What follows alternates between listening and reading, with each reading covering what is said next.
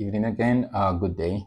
Welcome to another video. So very quickly, let's get acquainted with the interface of SketchUp. All right. So we might not really go into modeling tonight or today.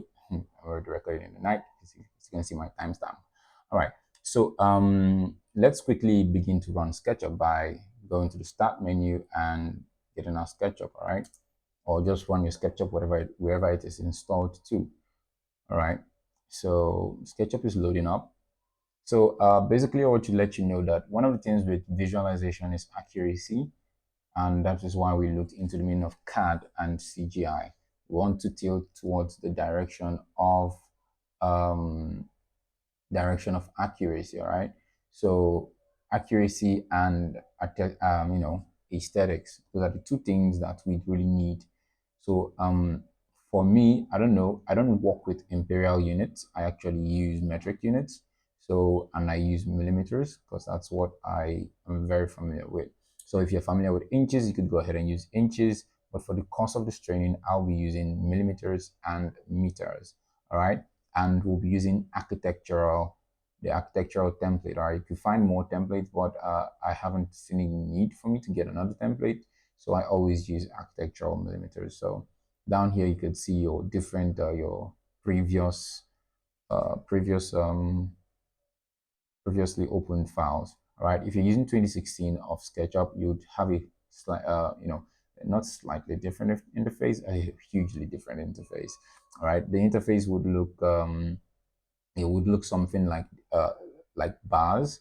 Instead of having a sidebar like this, everything will be in bars, and then you see select a template around down here, then you click on it, look for architectural millimeters, and click on start. All right, so once I actually click on that, it loads up a brand new template for me, and from here I can actually proceed to begin my modeling or anything. All right, so what we have on our to-do list is setting up a new model file and navigating the interface space. All right, so that's basically it. To set up a new model file, you choose architectural millimeters or the very unit that suffices for what you want to do. All right, so that being said, that's that. Then the next thing we have on our list is navigating the interface. All right, you see, one of the things in 3D space is if you don't understand how to navigate your 3D space, you would have issues. All right, if you follow during the introduction for the requirements, you find out that in the requirement is a three-button mouse. Three-button mouse is talking about this. You have not just, there are different kinds of mouse out there. You can have a gaming mouse, you have multiple mouse, programmable mouse, all different kinds of mouse. All right, so but three-button mouse is your right click, left click, and middle mouse button and your wheel. All right, so you need this for you to be able to actually be effective in 3D. All right, so now we have a basic scene here, and for the sake of this exercise, I would actually like to just quickly populate the scene with some elements. Let me just let me do something. Let me bring in some components, some default components into this. Let's just bring in some default components. Let me put a bed, put a bench, and put a couch. I'll put I know I'm gonna put a fence. Let's put up street lights. What else? We have mailbox. All right.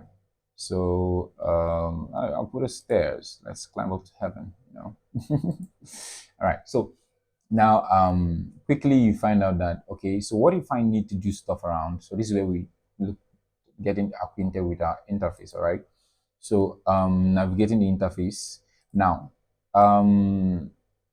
our interface has to do with everything that we see on the screen. Now, this area where we can see our model, we can see through to our model. This is what we call the viewport. All right. Whenever you're using any 3D program, what they call this is the viewport. So this is how you view your 3D world. Remember when I was explaining 3D, I had to explain 3D space. Everything we see inside here is a 3D world. All right. And if you paid attention, you find that I was actually explaining something that had to do with grid and all that. So there's actually a way for you to turn on grids and stuff like that. But I'm not gonna do that. I can't remember that. All right. So but let's just proceed. All right. So this is your viewport. This is your side tray that actually your default tray that has all the various tabs you need. We have the entity info, we have the materials panel, and we have the components, we have the styles, we have tags, shadows, scenes, and instructor. All right. So let's see what each of them do. Right. Here is our tools panel. This is our tools panel where we see our basic tools. All our tools appear. We can actually put our tools to float. If we pull a tool by this handle here, you could actually float it out. Right. If you like your tools to be in a different location, you can just move it out. Place it where you want it to be, by the side here, underneath. I believe you should be able to place it underneath. Okay, you can place it underneath. When you come to this lower part, you place it there, or you could place it by the side. If you drag it to the side, you can place it there. All right, so you could actually customize your workspace to look any way you want it. So you can place your tools by your left, right, and top and bottom, stuff like that. And then we have our basic options, files, edit, and other things that we will not really get into in this video, but we'll have some other things here. So when you want to save your file, you could literally come here and save, create a new file, new from template. You could open an existing file, or you could do save as. Basic stuff that we could do there. All right, so but I won't really go into those because they're not really necessary. So but I want you to know that this is where you get your basic modeling tools. All right, so your basic tools like your select tools, your eraser, and stuff like that. In a couple of videos we'll go into using all that. So but this is where your tool panel is, and you can go ahead to add other tools. All right, so you can add other tools, modifying tools, stuff like that. Standard, and see different things. You can just customize your workspace, to match your taste or your design. You have to get to work with this when you start, doing consistent work. When you download plugins might come with your tools and stuff like that. All right, so that's just the general tool space. So here is your material. This is not okay. So this whole place is your default tree, and what is here is for each object you select in the scene, because you can use your basic left click, not right click. You can use your left click to select. You use your right click to open your dialog. All right. And then when you right click on an object, sorry, when you left click on an object, you can see the basic information about that object on your entity info, the info of the entity you have selected. All right. That's the idea behind the name. All right. So you can see I have selected a thing and it doesn't have a tag. We'll talk about tags later in the training, but it is definition. This definition simply means the name. All right. It has an instance. This can be a name definition is still name. All right, so if I just draw that, I could select that and make a group. So yeah, instance is actually your name. All right, my bad. So there's that, and then there's now your materials. Materials is where you could quickly fetch colors and pour into stuff. So we'll go into all that in depth in later videos. You could put an asphalt color, you could put like a wooden color, glass color, stuff like that. You can make stuff look like windows, you know but that's not for this video, right? So but that's just what we could do with materials. So controlling materials there. Components are pre-made objects that we have in our scene that we can just put, like how I put all these different things. Those are pre-made objects. All right, then we have style has to do with how your stuff looks. Profile, I think profile has to do with edge, but I won't really touch that in this training. So if I should modify the profile to be 8, you see how the outlines become all that. So we won't be doing that in this training, yeah, because our major focus is on modeling. So we'll not be tweaking any of those, but I just want you to know it's there. Then we have tags. Tags are more like your layers.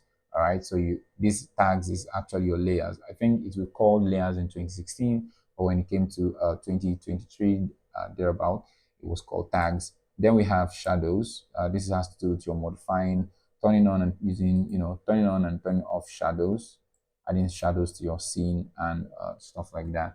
If I were to draw stuff, you could go ahead and play with this to, turn on shadows and stuff like that. But we'll not be using this, given that this is not our main emphasis in this training.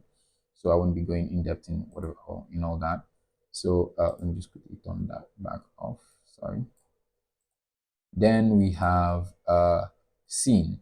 Scene is more like a camera posture. For example, when you want to export a video from here, you use your scenes to do that, and you could also save scenes to save specific shots.